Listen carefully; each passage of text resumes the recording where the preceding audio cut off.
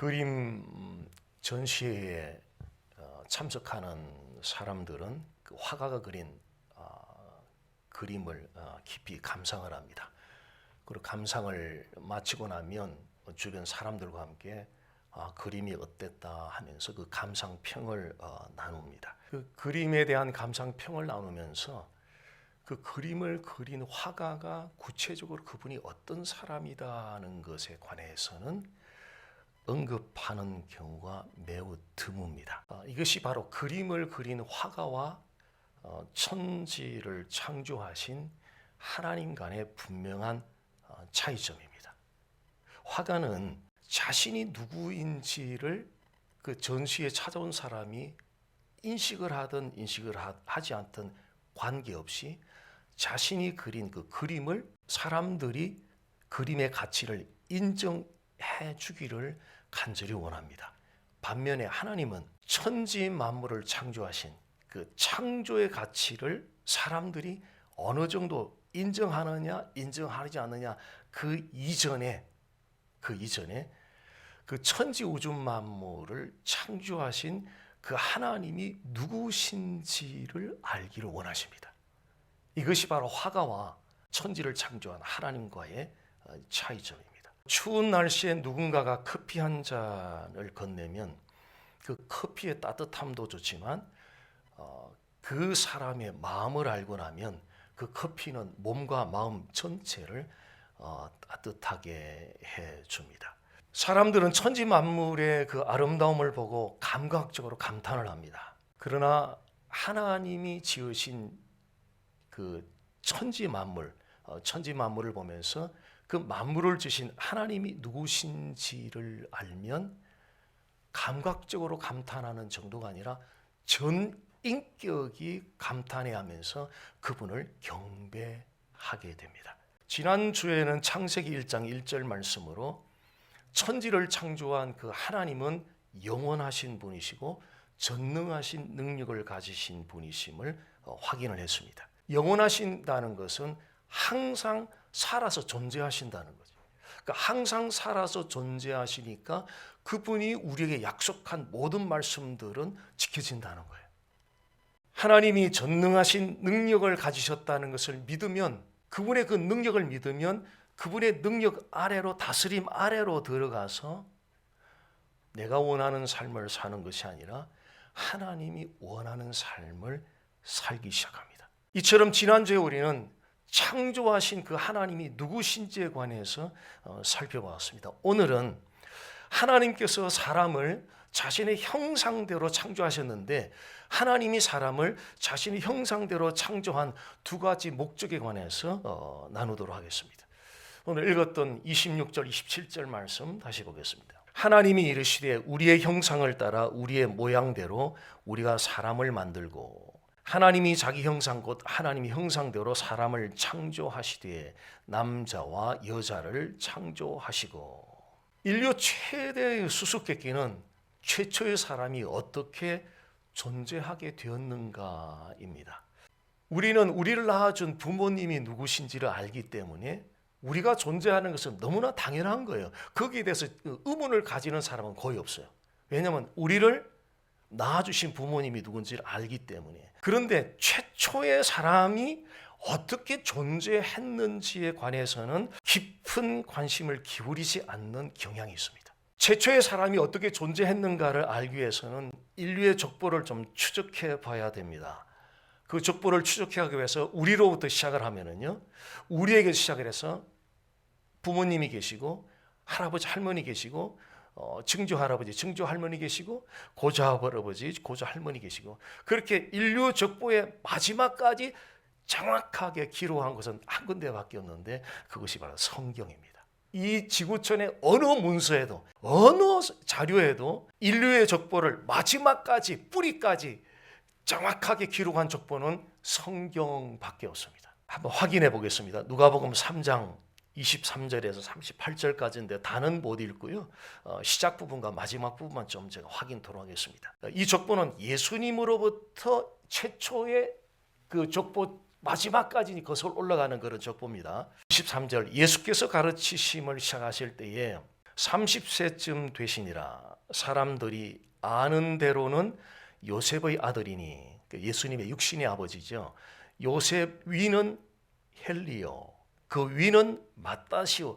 쭉 족보가 예수님으로부터 거슬러 계속 올라가면서 38절 마지막 부분에 보시면요, 그 위는 에노스요, 그 위는 셋이요, 그 위는 아담이요. 그러니까 인류의 족보를 추적해 올라가다 보니까 마지막 펄스는, 그 마지막 펄슨이 바로 최초의 사람이거든요. 누군가요? 아담이에요. 아담. 그러면 최초의 사람 아담 위에는 이 족보가 누구라고 가리키는지요?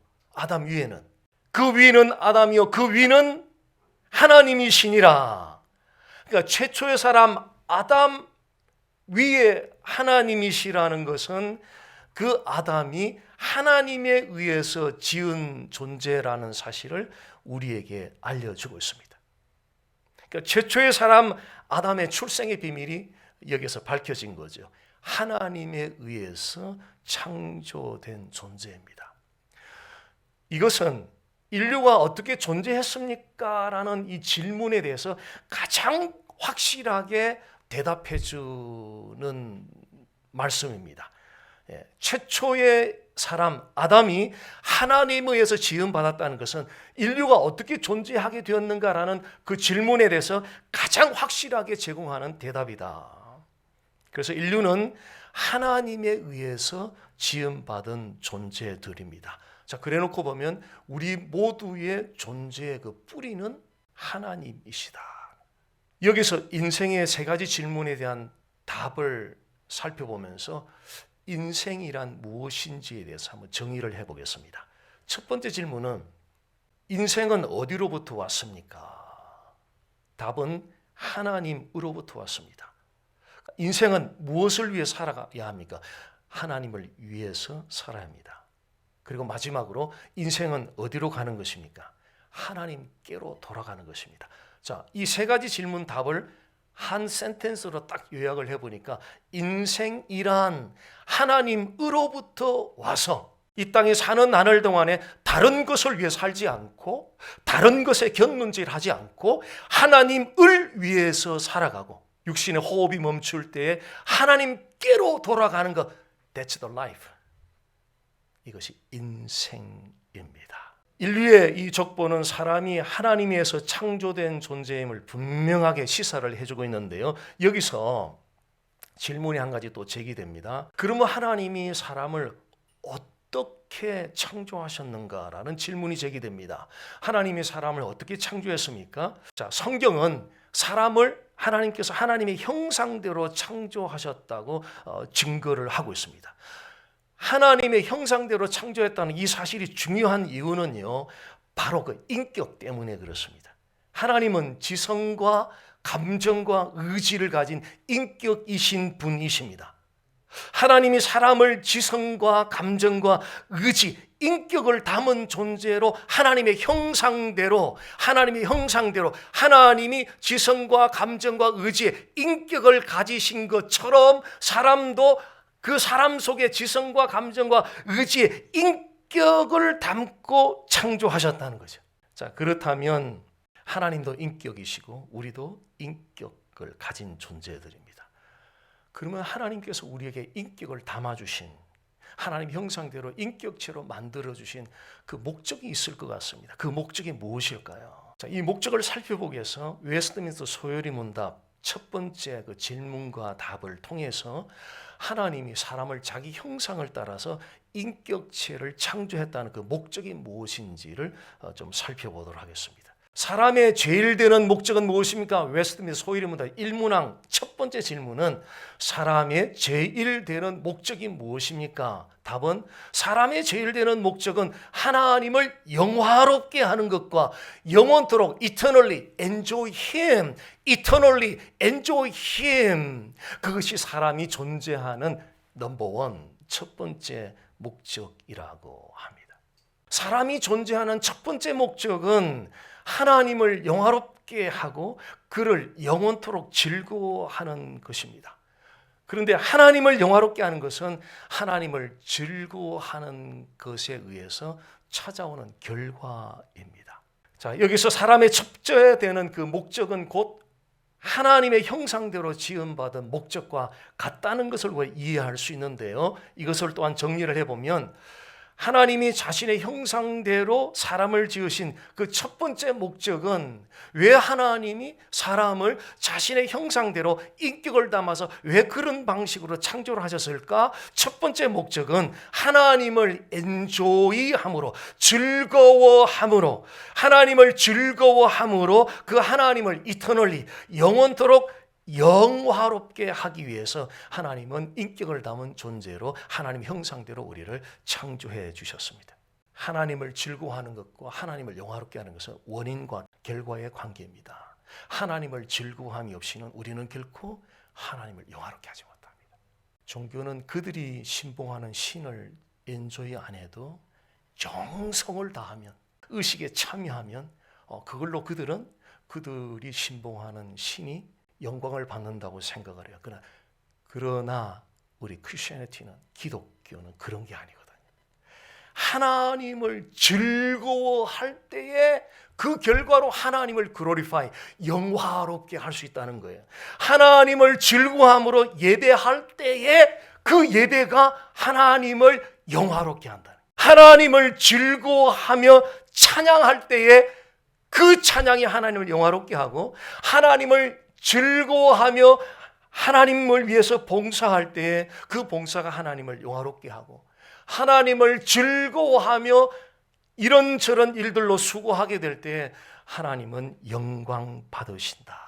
하나님은 모든 피조물들 가운데 자신의 형상대로 창조한 사람을 보시고 가장 즐거워하셨습니다. 동시에 하나님은 자신의 형상대로 창조받은 그 사람들이 그 무엇보다도, 우리 배우자보다도, 우리 자녀들보다도, 우리가 가지고 있는 동산, 부동산보다도 하나님 자신을 가장 엔조이, 즐거워해 주기를, 누가요? 우리를 지으신 창조주 하나님이 그렇게 원하신다고 합니다. 이사야 43장 21절 말씀 보겠습니다. 이 백성은 내가 나를 위하여 지었나니 나를 찬송하게 하려 함이니라. 그러니까 하나님이 우리를 창조한 목적을 지금 말씀하고 있습니다. 그것은 찬송하도록 하기 위해서입니다. 찬송한다는 것은 사람이 좋으면 그냥 콧노래가 나오잖아요. 좋으니까요. 막 그냥 콧노래가 나와요. 하나님이 즐겁다는 표현이 찬송으로 나타나는 것입니다. 하나님을 즐거워하는 것, 하나님을 엔조이하는 것, 하나님을 즐거워하는 것, 이거는 기독교 중심이고요. 신앙생활의 중심이고요. 교회 생활의 중심이고요. 사역의 중심이에요. 하나님을 즐거워하는 것. 이것이 바로 하나님이 하나님 형상대로 우리의 인격을 담아주신 목적이다 하는 것입니다. 그렇다면 우리가 어떻게 이 하나님을 즐거워하겠습니까? 시편 기자는 하나님의 말씀을 나의 즐거움으로 삼는다 그랬어요. 여호와의 말씀을 나의 즐거움으로 삼는다. 또한 하나님의 말씀을 큰 재산을 얻는 것보다 더 즐겁대요. 캐시 100만 불 얻는 것보다 내 구주 여호와 하나님을 즐거워하는 것이 훨씬 더 즐겁대요. 하나님의 말씀이, 이사야서에는 그분의 말씀이 나의 노래라고 고백을 하고 있습니다. 그런데 우리의 고민이 있습니다. 무슨 고민이냐면 이 말씀을 읽고 듣고 공부를 해도 그 하나님이 즐겁지가 않아요. 듣기는 듣고 읽기는 읽고 공부는 하는데 그 하나님이 즐거워지지 않을 때가 참 많다는 거죠. 그 하나님을 즐거워하지 못하는 때가 참 많다는 거예요. 왜 그렇습니까? 눈으로 말씀은 보고 귀로 말씀은 듣고 머리로 공부는 하는데 그 여호와의 말씀이 가슴판에 새겨지지 않아서 그래요. 이게 학문과 기독교의 차이점이에요. 학문은 여기까지 알면 다 안다 그러잖아요. 그러니까 기독교는 그는 전혀 모르는 상태예요. 여기에 들어와요. 왜? 여기에 새겨 누가 하는? 성령이 하시는 일이에요. 시편 기자는 그 말씀을 얼마나 사랑했으면요, 하루 종일 작은 소리로 읊조린다고 고백을 했습니다. 시편 119편 97절에 보면 내가 주의 법을 어찌 그리 사랑하는지요, 내가 그것을 종일 작은 소리로 읊조리나이다. 하루 종일 여호와는 나의 목자시니, 여호와는 나의 목자시니.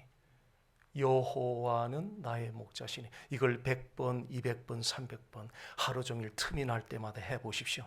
신비로운 일들이 내 안에서 누가? 성령이 하시느니 놀라운 일이 일어납니다. 모세가 40년 광야 여정을 다 이제 지나온 이스라엘 백성들에게 여호와의 말씀을 마음에 새기라고 명령했습니다. 신명기에서 6장 6절에 보면 오늘 내가 내게 명하는 이 말씀을 너는 마음에 새기고 잠언 기자도 하나님의 말씀을 마음에 새기라고 말씀했습니다. 7장 3절에 보면 이것을 내 손가락에 매며 이것을 말씀을 내 마음판에 새기라. 흔히들 큐티를 하나님과의 1:1 조용한 시간을 갖는다라고 설명을 많이 합니다. 그러나 묵상의 원래 그 원어적인 의미에서는 소리를 내어서 말하며 읊조린다는 그런 뜻이에요. 소리를 내어 말하며 읊조린다. 이게 원래 묵상의 원어적인 의미입니다. 자, 묵상학교를 인도하는 어느 강사 목사님의 고백을 한번, 이분은 4대째 기독교 집안의 분이신데요. 묵상학교를 수십 년 동안 인도하신 분이에요. 자, 이분의 고백, 이 읊조린 묵상을 맛을 보고 나서 이분의 고백을 좀 제가 한번 들려드리겠습니다. 묵상의 원어적 의미가 소리내어 읊조리는 것임을 알게 되면서부터 묵상 시간은 이전보다 더욱 즐거워지기 시작했습니다.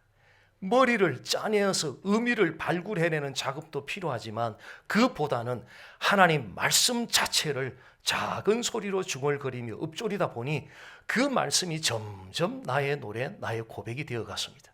지성적으로 하나님의 말씀을 파헤치기 전에 그 말씀 그대로를 읊조리면서 말씀의 맛을 누리게 되니 날마다 하나님이 풍성하게 즐거워지기 시작했습니다. 우리가 사는 세상은 정말 거친 환경입니다. 그런 거친 환경의 세상을 극복하기 위해서는 우리에게는 없는 힘이 필요하거든요. 왜냐하면 우리의 힘으로는 감당이 안 돼요.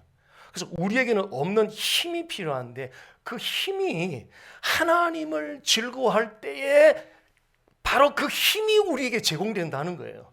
여호와를 즐거워하는 것이 내게 힘이라.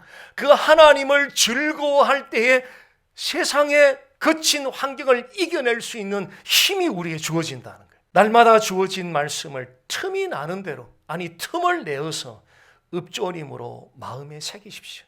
이거는 킨드가든 애들과 PhD 박사가 한 자리에 앉아서 함께 그 여호와를 즐길 수 있는 기가 막힌 방법이에요. 수준이 필요 없고요. 공부가 필요 없고 말씀 자체만 바라보고 읊조리다 보니 박사도 킨드가든 아이도 같이 여호와를 기뻐하고 즐거워할 수 있는 기가 막힌 하나님의 묵상법이에요. 자, 다음으로 하나님께서 사람을 자신의 형상대로 창조한 두 번째 목적을 좀 살펴보겠습니다. 창세기 1장 28절인데요. 하이라이트된 부분을 보시면 생육하고 번성하여 땅에 충만하라. 또 땅을 정복하라. 그리고 다스리라. 두 가지를 요구하는데 첫째는 생육하고 번성하고 땅에 충만하여 땅을 정복하라는 것과 두 번째는 다스리라는 것인데 정리해보면 이렇습니다. 하나님이 자신의 형상대로 사람을 지으신 두 번째 목적은 생육하고 번성하여 땅에 충만하고 땅을 정복함으로 모든 피조세계를 다스리는 것입니다. 자, 하나님은 자신의 형상대로 창조한 사람들이 이 넓고 넓은 피조세계를 다스리는 이 직무를 감당하기 위해서는 자손의 번성이 필요하다는 것을 아셨어요. 그래서 하나님은 아담과 하와에게 생육해라, 번성해라, 충만해라, 정복하라 이 명령을 하셨던 것입니다. 그런데 아담과 하와가 죄를 범하면서 그 사람들 혈통을 따라 태어나는 모든 자손들이 죄로 말미암아 그냥 부패해져 버렸어요. 죄로 말미암아 부패한 상태에서는 자손이 아무리 많이 번성을 해도 모든 피조 세계를 다스리라는 이 직무를 감당할 수가 없어요. 죄 때문에요. 이 직무는 하나님에 의해서 주어진 권한이기 때문에 반드시 이 직무를 감당하기 위해서는 하나님과의 바른 관계가 유지돼야 돼요. 하나님과의 right relationship이 유지돼야 돼요. 바른 관계를 하나님과 유지하지 않고는 그 직무를 감당할 수가 없어요. 오늘날의 모든 직무도 마찬가지예요. 목회자가 하나님과의 바른 관계를 가지지 않고는 이 직을 감당할 수 없어요. 장로님, 권사님, 집사님 마찬가지예요. 모든 직분이 넘버원 하나님과의 바른 관계거든요. 죄 때문에 하나님과의 관계가 깨어져 버려서 그 직무를, 모든 피조 세계를 다스리는 직무를 감당할 능력 자체를 상실해 버렸어요. 그래서 하나님이 제시해 주신 솔루션, 해결책이 여자의 후손 메시아 예수 그리스도였습니다.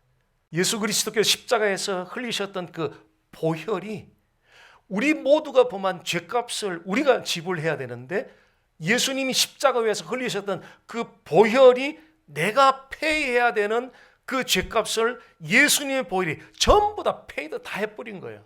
완벽하게 다 지불을 해버리신 거예요. 그래서 누구든지 예수님을 믿으면 죄 사함을 받고 이제는 경건한 자손으로 새롭게 태어나게 됩니다. 자, 아담과 하와에게 주어졌던 모든 피조 세계를 다스리라는 이 직무는 죄로 말미암아 그 직무를 감당할 수 없게 됐는데, 이제는 예수 그리스도를 믿는 바로 그 경건한 자손들을 통해서 다시 이 직무가 감당하게 된 거예요. 예수 그리스도를 믿는 경건한 자손들이 모든 피조 세계를 다스리는 이 직무를 감당하는 일이 중요한 이유는 하나님의 형상대로 지음받은 사람들을 하나님을 하나님 되게 섬기는 자리로 이끌어 줄 수 있기 때문에 그렇습니다. 자, 현대 많은 사람들은 피조물을 하나님의 위치에 올려놓고 숭배합니다. 해를 하나님보다 더 숭배하고, 달을, 별을 하나님보다 더 숭배하고, 물질을 하나님보다 더 숭배합니다. 예수 그리스도를 믿는 경건한 자손들이 모든 피조 세계를 다스리는 이 직무를 충실하게 감당하면 사람들을 비로소 하나님을 하나님 되게, 그게 창조의 질서잖아요. 그 창조의 질서를 따라 하나님을 섬기라고 사람들에게 모든 피조 세계를 다스리는 권한을 주셨잖아요. God first. 하나님이 첫 번째잖아요. 첫 번째. 근데 이거 완전히 순서를 뒤바꾸는 것이 오늘날 죄악된 세상의 현실이잖아요. 예수님을 믿는 경건한 자손들이 이 직무를 감당해야 되는 중요한 이유는 그 사람들을 하나님을 하나님 되게 섬기는 자리로 다시 돌아오게 하는 역할을 하기 때문에 예수님을 믿는 경건한 자손들이 바로 이 직무를 충실하게 감당하는 것이 중요하다는 것입니다. 우리 이 직무를 충실하게 감당할 때 우리의 배우자들이 여호와를 여호와답게 섬기는 자리로 돌아올 수 있고요. 우리 형제들, 우리의 자녀들, 우리 친구들, 이웃들이 하나님을 하나님 되게 섬기는 자리로 그들을 이끌어 줄 수 있을 것입니다. 이를 위해서 특히 영 커플들, 젊은 커플들은 하나님이 주시는 대로 자녀를 낳아서, 하나님이 주시는 대로 자녀를 낳아서 그 자녀들을 호흡 있는 자녀만 살아가게 하는 것이 아니라, 빛과 번쩍하게만 살아가게 하는 것이 아니라, 명문학교, 명문회사 이렇게만 자라도록 하는 것이 아니라 그 자녀들을 경건한 자녀들로 세우는 사명이 부모들에게 있습니다. 우리 부모님들은 이 땅에서 생이 마감할 때까지 우리 자녀들이 경건한 자녀들로, 자손들로 세워서 그렇게 살아가도록 이끌어줘야 되는 사명이 있습니다. 예수님을 믿는 경건한 자손들을 통해서 수많은 사람들이 하나님께로 돌아오는 것을 한번 상상해 보십시오. 이게 얼마나 가슴 벅찬 일입니까? 얼마나 가슴 벅찬입니까? 하나님은 또한 얼마나 기뻐하시겠습니까? 하나님을 기쁘시게 해드리는 삶, 바로 그것이 하나님의 형상대로 지음받은 하나님의 백성들의 모습입니다. 우리의 자신의 정체성을 어디서 찾아야 됩니까? 가문에서 찾아야 됩니까? 아니면 우리가 가진 소유에서 내 정체성을 찾아야 됩니까? 아니면 출신 학교입니까? 아니면 내가 사는 동네입니까? 그리스도인들의 정체성은 그런 곳에 있지 않고요, 비교가 되지 않는 그런 데 있는 것이 아니고, 그리스도인들의 정체성은 하나님의 형상대로, 참 내가 내 정체성이 어디 있지? 나는 하나님의 형상대로 지음받은 존재야. 여기에 우리 아이덴티티가 있다는 거예요. 하나님의 백성들의 정체성이 바로 여기 있다는 거예요. 그래서 그리스도인들은 하나님을 즐거워하고 하나님을 영화롭게 하는 데에서 바로 정체성을 찾아 나서는 사람들입니다. 또한 그리스도인들은 사람들이 하나님을 하나님 되게 하는 자리로 인도하는 데서 거기서 우리의 정체성을 찾는 거예요. 수많은 사람들이 하나님을 하나님 되게 섬기지 않고 그들이 방황하고 살아가고 있는데 그리스도인의 정체성은 그들을 한 사람 한 사람 하나님을 하나님 되게 섬기는 자리로 데려오는 것으로, 나의 아이덴티티가 바로 이거야. 내 정체성이 이거야. 여기서 우리의 정체성을 찾아야 되는 줄 믿습니다. 우리 자신들과 가족들과 친구들, 이웃들이 하나님을 즐거워하면, 기독교는 그분을 즐거워하는 거예요. doing이 아니에요. to do something이 아니에요. to do something, doing 이전에 그분을 즐거워하는 거예요. 이게 넘버원이에요. 즐거워함으로 doing을 하는 거예요. 즐거워함으로 to do something을 하는 거예요. 여호와를 즐거워함으로 그분을 영화롭게 함으로, 이런 경건한 삶을 통해서 우리 모두가 하나님을 하나님 되게 하는 자리에 이르기를 주님 이름으로 간절히 소원합니다.